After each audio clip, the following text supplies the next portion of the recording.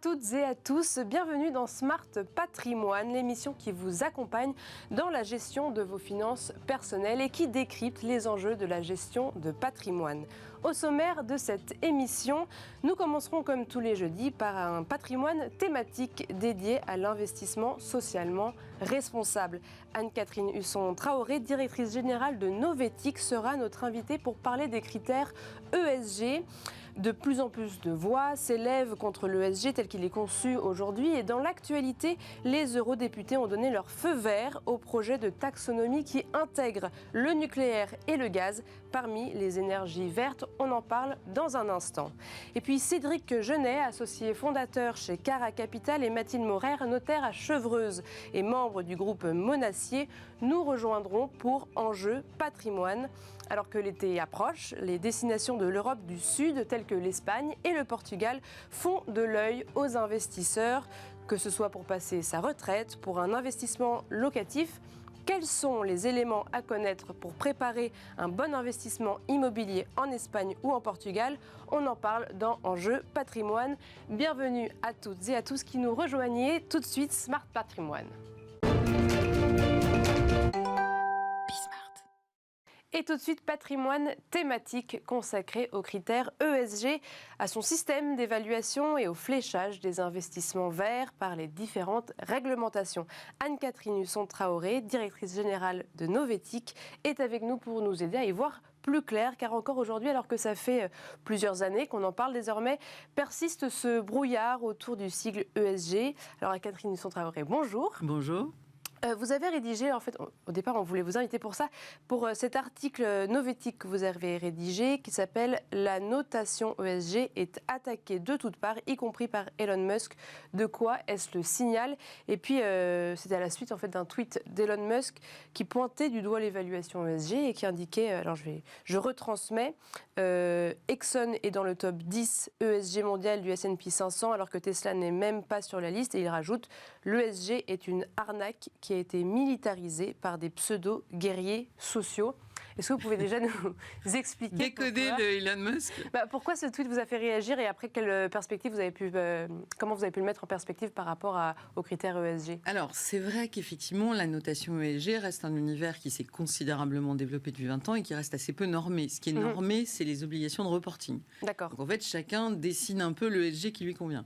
Et en fait, ce qui nous échappe un peu en Europe, c'est que c'est une bataille qui fait rage aux États-Unis entre, on va dire, d'un côté BlackRock, qui est donc le géant de la gestion d'actifs, et Larry Fink, et de l'autre, Elon Musk, Peter Thiel, qui est aussi le fondateur de PayPal, qui, eux, considèrent qu'en gros, tout ce qui n'est pas de l'ordre de maximisation de la valeur financière de leur propre entreprise, voilà, n'est pas du tout intéressant, et surtout, veulent vraiment...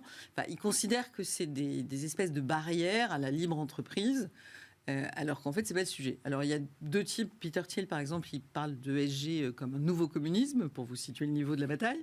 Et quant à Elon Musk, on ne comprend pas toujours ce qu'il raconte. Mais là, l'idée est assez simple. Et évidemment, il a attaqué sur un angle tout à fait réel, qui est de se dire, on ne comprend pas du tout, parce que quand on prend un indice ESG mondial et plutôt américain dans ce cas-là, on voit Exxon sélectionné, et puis qui a a priori une sorte de problème climatique. Qui ne conviennent pas vraiment avec la réalité. Et Tesla, qui est vécu comme une solution. Alors, c'est toujours plus compliqué que ça. C'est-à-dire, concrètement, aujourd'hui, la notation ESG, elle couvre pas forcément l'activité. Voilà, elle couvre une façon de reporter, elle couvre des processus, elle n'est pas en soi, elle invalide pas en soi tel ou tel secteur, par exemple parce qu'il est dans le pétrole et que donc il n'est pas compatible avec l'accord de Paris.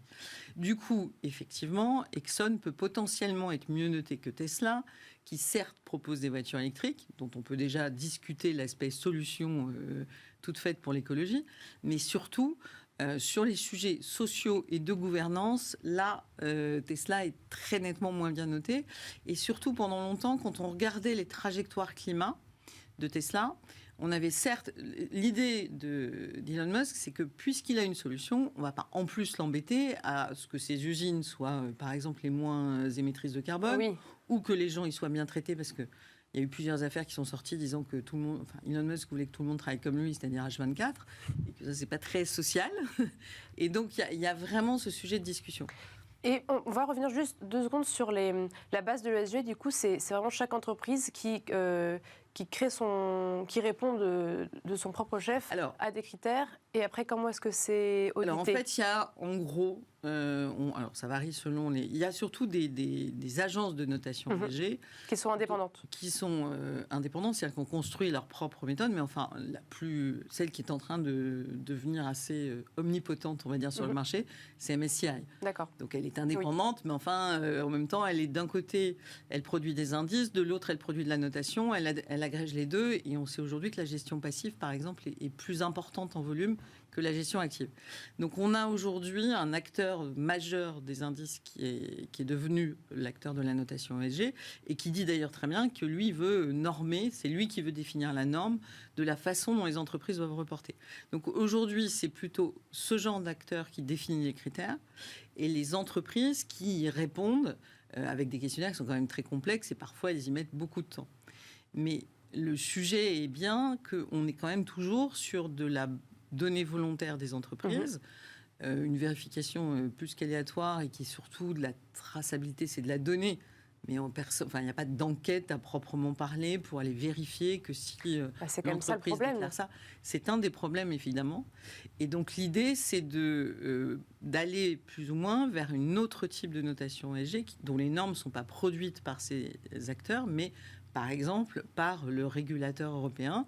Il y a un organisme qui s'appelle l'EFRA qui est en train de définir les normes de reporting européennes, c'est-à-dire ce qu'on va demander aux entreprises, aux 50 000 entreprises européennes qui sont concernées par la nouvelle réglementation, de produire comme données.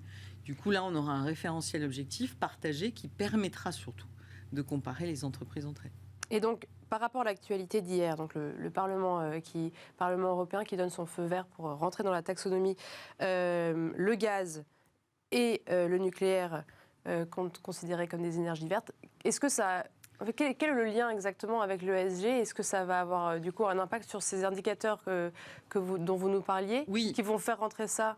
Alors, au départ, parce que je reconnais tout à fait que c'est complexe, et c'est d'ailleurs un problème, parce que plus la réglementation est complexe, plus elle sera difficile à mettre en place et appliquer. D'acteurs pourront se l'approprier parce qu'ils ne la comprendront même pas.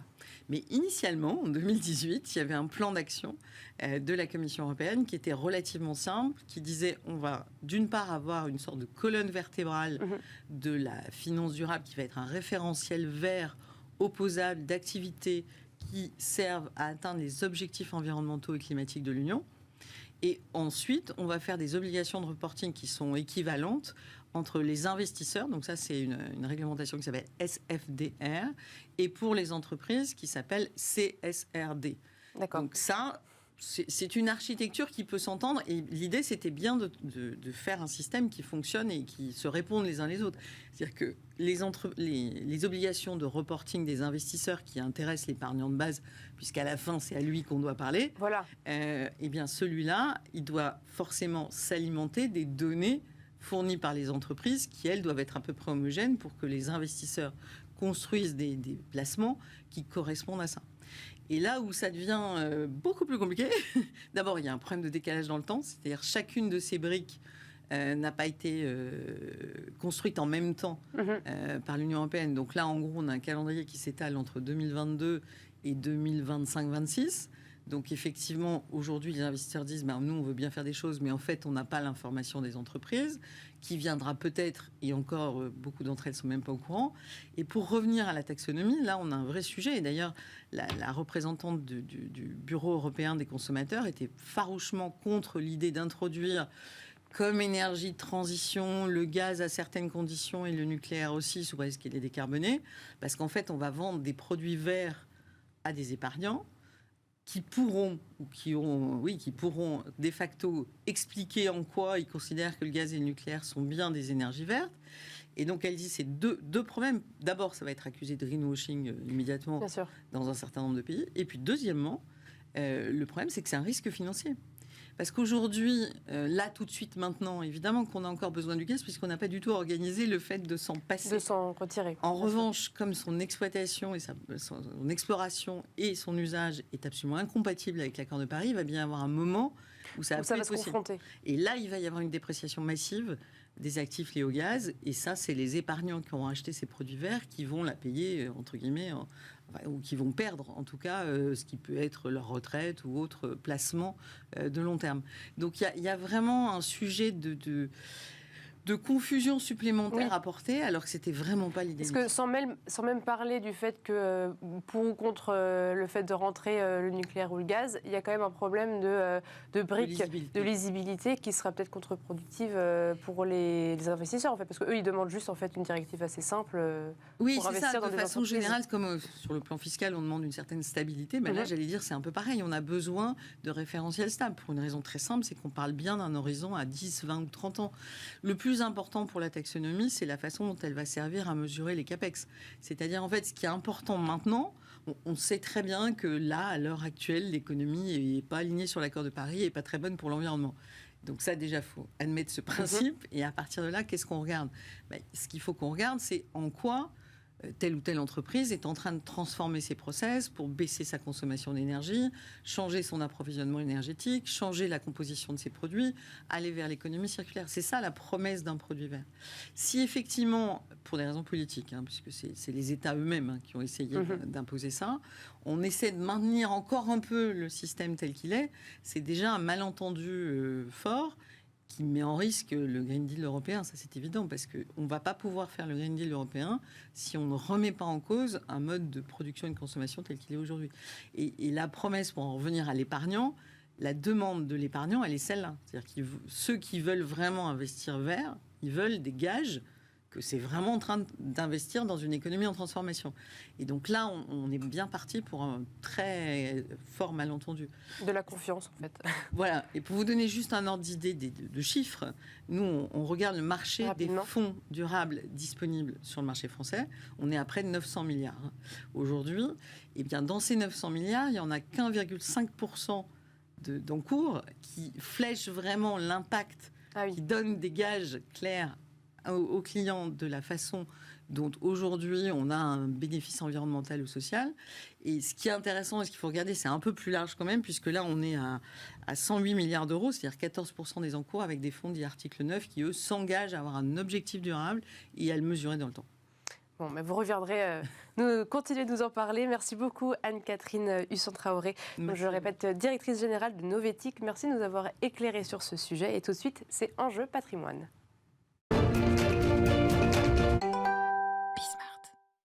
Et nous enchaînons à présent avec Enjeu Patrimoine, dernière partie de cette émission consacrée à l'investissement immobilier au Portugal et en Espagne. Les acheteurs internationaux sont attirés par ces régions, moins chères, agréables à vivre, alors que l'on soit retraité ou un investisseur. Quelles sont les précautions à prendre, les éléments à connaître pour un investissement immobilier avisé? On en parle avec Cédric Genet, associé fondateur chez Cara Capital, et Mathilde Morer, notaire à Chevreuse et membre du groupe Monacier. Ils sont tous les deux en plateau. Merci d'être présents. D'abord, Cédric Genet, je vais commencer par une question avec vous. Est-ce que vous pouvez nous indiquer s'il y a beaucoup de personnes qui viennent vers vous avec ces demandes? Parce que je pense que c'est un peu un rêve d'aller dans ces destinations, mais je pense qu'il y a aussi un gap entre le rêve et la réalité qui est vraiment réalisée. On peut dire ça comme ça. Bonjour, effectivement, alors est-ce qu'il y a beaucoup de gens qui viennent nous voir aujourd'hui avec l'envie d'investir en Espagne ou au Portugal, sachant qu'il va falloir différencier ceux qui veulent investir pour y vivre, ceux qui veulent y investir pour investir avec de la rentabilité. Mais au final, on n'a pas tant de gens que ça qui viennent nous voir pour investir à l'étranger. Ce n'est pas la priorité numéro 1 de l'investisseur et de la construction d'un patrimoine. Ça se fait au fur et à mesure du temps, soit par des affinités avec l'Espagne ou le Portugal ou d'autres pays, soit parce que les enfants sont partis faire les études là-bas et que donc on se pose la question de commencer à faire les premiers investissements pour loger les enfants. Ça peut arriver à ce moment-là. Et puis il y a la question de la vie est plus douce, effectivement, a priori, en tout cas le soleil est plus présent. Et donc, est-ce que je dois commencer à préparer ma retraite pour vivre et donc investir en Espagne ou au Portugal? C'est les grands moments où on vient nous voir pour ces questions d'investissement dans ces zones-là précisément. Et en termes de profil, la majorité, du coup, ce serait plutôt des retraités ou investissement justement pour aider ses enfants, un investissement locatif, par exemple? En fait, aujourd'hui, et là pour le coup, on peut tout de suite séparer Espagne et Portugal. On n'a pas les mêmes marchés.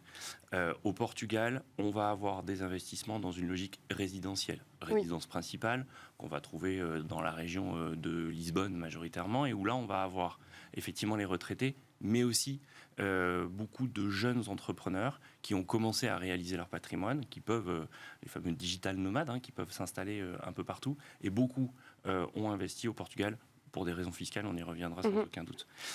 On a aussi des investisseurs dans une logique d'investissement résidentiel locatif type Airbnb. Oui. On a eu beaucoup Lisbonne, on a eu beaucoup le sud du Portugal, et maintenant c'est plutôt Porto qui aurait le vent en poupe.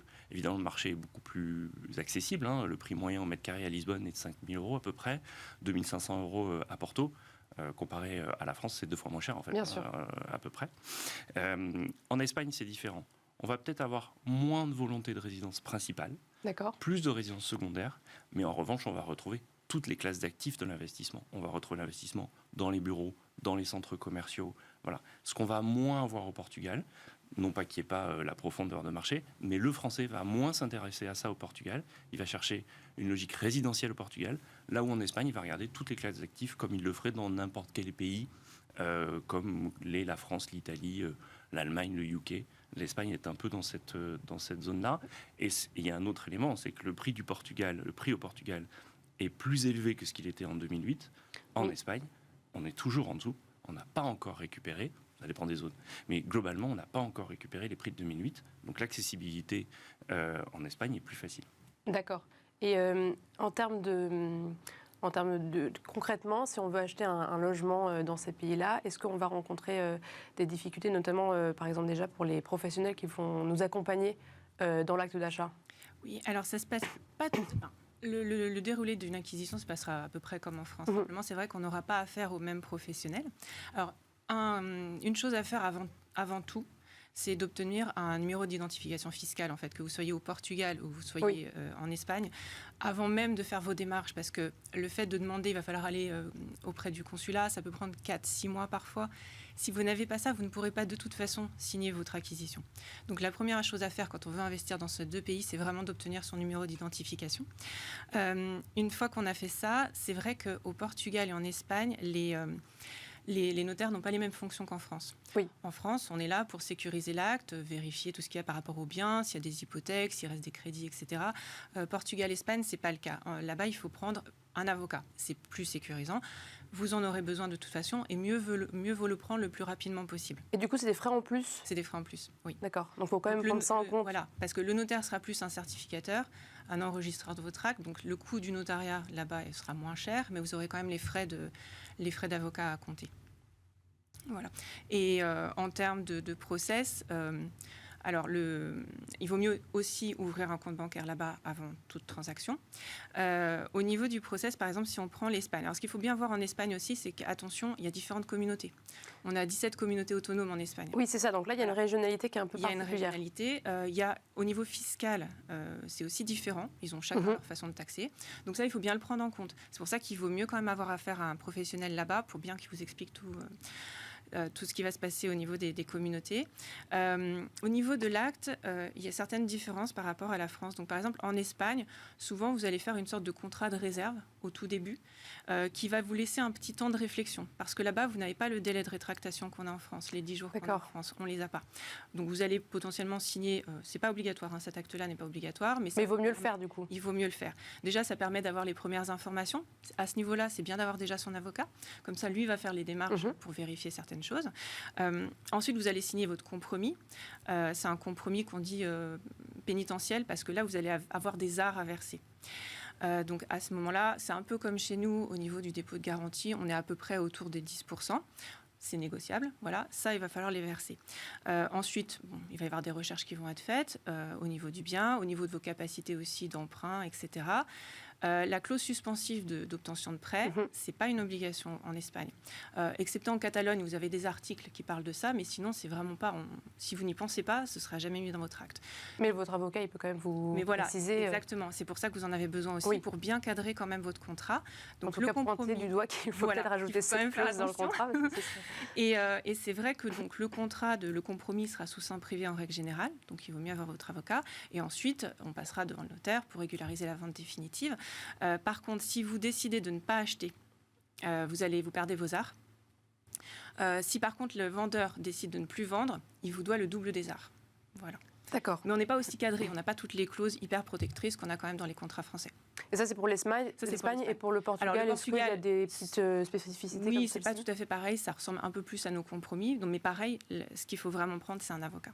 Parce que vous avez le problème en Espagne, notamment sur les biens, de savoir s'ils ont, par exemple, été construits ou pas avec un permis de construire. Ça, c'est en Espagne au Portugal. D'accord, Portugal.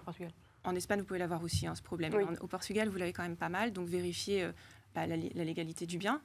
Il y a quand même pas mal de démarches que ferait un notaire en fait en France, mais qu'il ne fait pas ni au Portugal ni en Espagne. C'est l'avocat qui va le faire pour vous. D'où l'intérêt. Et en termes donc vous avez parlé de contracter un prêt. Est-ce que les banques, j'imagine qu'on va se tourner vers des banques françaises du coup pour contracter un prêt pour investir. Est-ce qu'elles ont certaines réticences? Est-ce qu'il y a des clauses en plus à fournir? Est-ce qu'il y a des éléments en particulier pour pouvoir investir Là, si vous souscrivez un prêt en France, il va être soumis aux règles françaises. Il n'y a pas on n'aura pas de différence là. Vous pouvez contracter un prêt aussi en Espagne. C'est pas... Mais ce serait plus intéressant En termes de financement, effectivement, le français, naturellement, va se tourner vers sa banque française. C'est pas si simple que ça. D'accord. Puisque les garanties prises sur des biens à l'étranger, c'est pas ce que les banquiers français préfèrent. Oui, c'est ça, il doit y avoir une petite... Voilà, donc il y a une petite difficulté au niveau de la garantie et au niveau de l'organisation.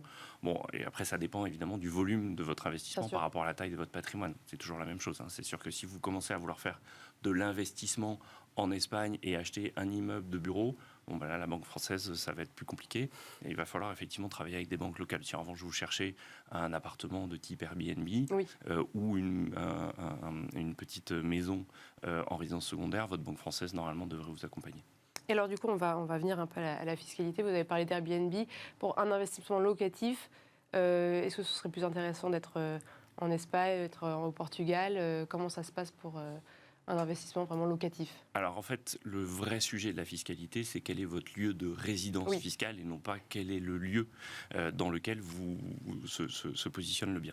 Donc si vous restez résident fiscal français, quand vous investissez en Espagne, au Portugal ou en France, la fiscalité, c'est la même, que ce soit au niveau des revenus fonciers, des cotisations sociales ou de l'IFI. Il n'y a pas de Est-ce qu'il y a une homogénéisation européenne C'est le fait d'être résident fiscal français qui fait que la fiscalité sur les revenus et sur les biens. Après, vous avez des différences, et pour le coup significatives, sur la fiscalité locale. Tout ce qui est impôts locaux, donc les taxes foncières et autres. Vous avez une taxe foncière qui est relativement faible aujourd'hui en Espagne, à peu près 2 fois moins qu'en France. Peut-être parce que la française a beaucoup monté. Mais vous avez ce niveau-là. Après, en termes de fiscalité sur d'éventuels revenus, c'est la même chose. Si en revanche, vous décidez d'aller vous installer en Espagne ou au Portugal, là, ça change tout. On rentre dans la logique d'expatriation, donc à prendre avec des pincettes. Donc là, plus profil retraité ou, ou pas. Investisseur quand même très retraité ou entrepreneur qui a bien réussi sa vie et qui décide de prendre sa retraite à 40 ans et d'aller la passer au Portugal. C'est assez classique, on en voit quand même beaucoup. Donc là, vous allez vous installer. Donc là, vous avez des régimes d'impatriation, Espagne ou Portugal, qui ne sont pas les mêmes. Quoique, il y a un profil qui s'appelle le NHR au Portugal, qui donne un certain nombre d'avantages. Quand vous vous installez au Portugal, tous les revenus qui proviennent du Portugal, vous avez un forfait de 20% sur l'ensemble de vos revenus. Et sur tous les revenus qui proviennent de l'étranger, vous n'avez plus de fiscalité. Attention, depuis 2021, les pensions de retraite sont exclues de ce dispositif. Donc là où effectivement on a eu un afflux de retraités, où pendant une période de 10 ans, ce système s'appliquait, vous n'aviez pas de revenus sur votre pension de retraite, depuis 2021, ça ne marche plus. Si vous êtes retraité, que vous allez vous installer au Portugal, vous paierez bien une fiscalité sur votre pension. Et c'est taxé à 10%, c'est ça? Et c'est taxé à 20%. À 20%, d'accord. 10% pour les retraités. 10% pour les retraités, effectivement. Merci Maddy pour cette correction. Et justement, des réglementations, à force de voir cet afflux de personnes, est-ce que vous craignez qu'il y en ait de plus en plus, des encadrements plus forts, ou vous pensez que ça va se... Après, c'est le jeu des politiques et des besoins des pays. L'Espagne a fait la même chose quelques années plus tard, ce qu'on appelle la loi Beckham. Là, on comprend bien quel est le sujet, où effectivement, ils ont mis à peu près le même système. Vous avez les revenus espagnols taxés à 24% de manière forfaitaire, jusqu'à 600 000 euros de revenus. Donc on voit bien que tous les pays, au fur et à mesure de l'évolution et de leurs besoins économiques et d'attirer éventuellement des populations et des investisseurs, vont mettre en place des systèmes. Au Portugal, on a aussi le Golden Visa, qui a beaucoup été utilisé par la population chinoise, qui, à partir du moment où elle investissait un certain montant en immobilier, avait droit un visa, le Golden Visa, qui lui permettait de s'installer au Portugal, ce qui est la porte d'entrée pour la communauté chinoise pour venir s'installer en Europe. Donc voilà, on voit bien que tout ça, ça évolue en fonction des besoins. En France, on a eu aussi, par moment, on a facilité le retour à l'installation en France, notamment des résidents du UK. Bon, voilà, chaque pays bouge en fonction du besoin. Mais pour l'investisseur français qui reste en France, qui investit en Espagne ou au Portugal, c'est pas un choix fiscal. D'autant que c'est vrai qu'on n'a pas d'harmonisation. Vous parliez tout à l'heure d'harmonisation. Fiscalement, non. En Europe, on a beaucoup d'harmonisation au niveau civil, ce qui est très bien d'ailleurs, parce que du coup, ça nous permet de nous déplacer. Si on prend les bonnes décisions, si on réfléchit avant son expatriation notamment, on peut vraiment bien cadrer son départ et utiliser tous les règlements européens qui sont à notre disposition, qui là ont harmonisé les lois. Donc on n'aura pas vraiment de surprise. Par contre, fiscalement, en dehors des conventions bilatérales qu'on peut avoir avec certains pays, on n'a pas d'harmonisation. Donc voilà, avec l'Espagne, on a une convention sur les revenus, sur l'IFI, enfin sur l'impôt sur la fortune. On a une convention fiscale aussi sur les successions. Il n'y en a pas sur les donations. Au Portugal, vous n'avez pas de convention fiscale sur les successions et les donations. Par contre, vous en avez une uniquement sur l'impôt sur le revenu. N'est pas inclus l'impôt sur la fortune. Il nous reste quelques minutes. Est-ce que justement, vous avez parlé de succession? Vous pouvez nous indiquer quelles sont les subtilités à savoir si l'on souhaite justement léguer son appartement peut-être à ses enfants? Alors, donc ça dépendra aussi si vraiment vous vous expatriez ou pas, parce que vous pouvez faire ce que vous voulez. Si vous avez un bien immobilier en Espagne, au Portugal, vous avez envie de le donner en France, vous faites un acte de donation, c'est possible de donner. Ce qu'il faut voir, c'est qu'effectivement, on a l'Europe qui nous a quand même permis de bien harmoniser nos lois civiles, et notamment, on a un règlement successoral, un règlement sur les successions, qui nous permet notamment de choisir la loi applicable au règlement de notre succession. Pour l'instant, si vous ne faites pas de choix de loi, tous les pays qui sont concernés par le règlement, c'est-à-dire qu'on en a 25 sur 27, et on a l'Espagne et le Portugal, on va appliquer la même loi pour régler votre succession, qui sera la loi de votre dernière résidence. C'est la résidence civile, c'est pas la résidence fiscale, c'est la résidence civile. Ça a une autre définition. Maintenant, vous pouvez du coup avoir vécu tout le temps en France, fait des actes en France, des donations partage notamment, des donations entre époux, des choses comme ça, et finalement vous installer ailleurs pour votre retraite et y décéder. Si vous ne faites pas de choix de loi, vous allez être soumis à la loi de votre dernier domicile, qui potentiellement pourrait être en contradiction aussi avec ce que vous avez fait en France. D'accord. D'où l'intérêt de faire un choix de loi. Le choix de loi, le seul on le fait auprès de son notaire? Oui, auprès du notaire. C'est c'est mieux parce qu'il peut vous renseigner. C'est sous forme de disposition testamentaire, donc au terme d'un testament en fait. Vous ne pouvez que choisir votre loi nationale par contre. C'est le seul choix. Mais bon, si vous êtes français, bien sûr, on ne peut pas choisir une loi. Oui, non, il faut rattacher un peu. Mais voilà, donc c'est quand même des petites choses à voir. Pareil pour le régime matrimonial. Maintenant, on est soumis au même règlement Portugal, Espagne, France et 18 autres pays, enfin 18 pays en tout, on est soumis au même règlement sur les régimes matrimoniaux, sur les partenariats enregistrés. Donc c'est intéressant quand même de faire un bilan patrimonial avant de partir pour voir exactement ce qui va pouvoir être conservé ou les petites choses à voir pour éviter qu'il y ait des contrariétés, des contradictions avec ce que vous avez fait antérieurement. Bien sûr. Eh bien, merci beaucoup. Merci Mathilde Maurer, notaire à Chevreuse, je le rappelle, et membre du groupe Monacier. Merci Cédric Genet, associé fondateur de chez Cara Capital. Merci d'avoir été présent aujourd'hui et de nous avoir donné quelques clés pour investir dans ces pays du sud de l'Europe. Quant à nous, on se retrouve demain sur Bismart pour un nouveau numéro de Smart Patrimoine.